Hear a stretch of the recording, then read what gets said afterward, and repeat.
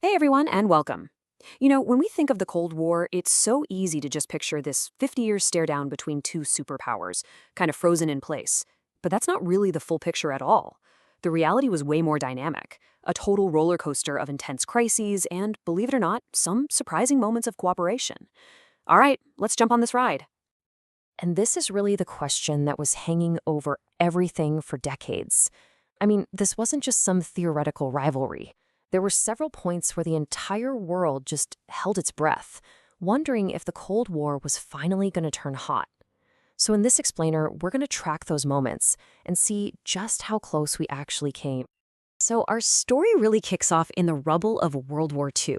The Soviet Union, looking to protect itself and, expand its influence, started to forge what we now call the Eastern Bloc.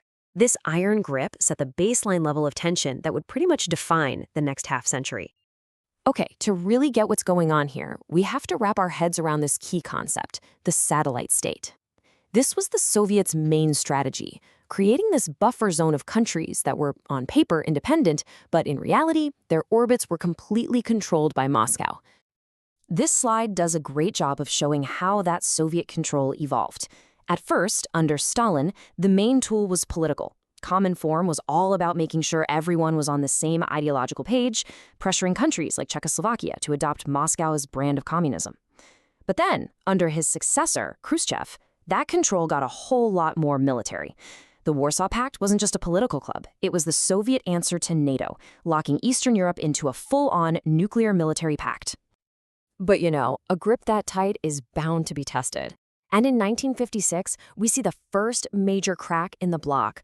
This is where things get really tense, as one of those satellite states try to break free from its orbit. The whole situation in Hungary really played out like a five-act tragedy. It kicked off with protests against a super brutal regime. Then you get this amazing moment of hope when a reformer, Imre Nagy, takes power. But here is the critical mistake. Nagy announced he was pulling Hungary out of the Warsaw Pact. Well, that was a line Khrushchev was just not going to let him cross. The Soviet response was immediate and overwhelming, completely crushing the rebellion. The consequences were just grim. Nagy was executed, and the fact that the West didn't step in sent a very clear message. And the impact was instant. The brutal way the Hungarian uprising was put down sent a shockwave across the entire world. Moscow's message couldn't have been clearer. Dissent will be crushed, no exceptions. And as you can see on the chart, global tensions just shot through the roof. Now, the tension didn't just stay in Europe. The roller coaster was about to take another terrifying turn, this time moving the whole conflict right into America's backyard. The situation in Cuba escalated incredibly fast. First, Fidel Castro's socialist revolution wins. Then he nationalizes all American-owned businesses, a direct shot at U.S. interests. Washington's answer was the disastrous Bay of Pigs invasion. Not only did it fail completely, but it also totally backfired, pushing Castro straight into an alliance with the Soviet Union. And just like that, the Cold War was on America's doorstep, literally just 90 miles off the coast of Florida. After all that tension, all that brinksmanship, it's almost hard to believe what happened next. The roller coaster was about to climb out of that terrifying dive and enter a period of pretty amazing cooperation called détente. And there was really no better symbol of this new era than this moment right here in 1975. High above the Earth, an American astronaut and a Soviet cosmonaut met up in orbit, and they shook hands. It was just this powerful image that suggested maybe, just maybe, these two rivals could find some common ground. Now that handshake wasn't just a nice photo op. It was a symbol of the Helsinki Accords, a really big deal of an agreement between President Ford and Soviet leader Brezhnev. Yeah, on the surface, it was about cooperating on things like science and culture, but the really important part, the part that planted a seed for the future, was the Soviet promise to recognize human rights.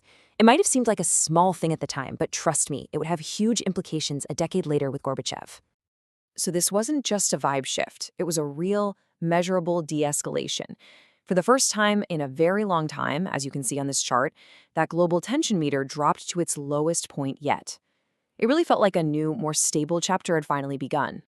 But on a tension roller coaster, what goes down must come up.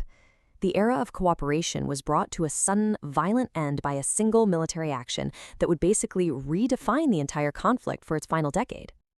This slide lays out the domino effect perfectly.